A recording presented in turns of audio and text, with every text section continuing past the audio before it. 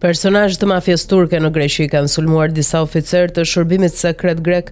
Ngjarja ka ndodhur një ditë më parë në Selanik, rreth orës 16 brenda një stacioni karburanti, siç njofton media greke Prothotema. Oficerët e sulmuar ishin drejtues të shërbimit informativ kombëtar Helen, të cilët u përballën me të shtëna me armë zjarri në drejtim të tyre nga një automjet i blinduar. Nga hetimet e deritanishme zbulohet se në automjet ndodheshin personazh të botës së krimit me origjinë nga Turqia. Sipas medias greke, 3 turqet ndaluan në stacionin e karburantit për të furnizuar me benzinë për automjetin e tyre dhe kanë vënë në një automjet të shërbimit informativ kombëtar që gjithashtu ndaloi pak më tutje.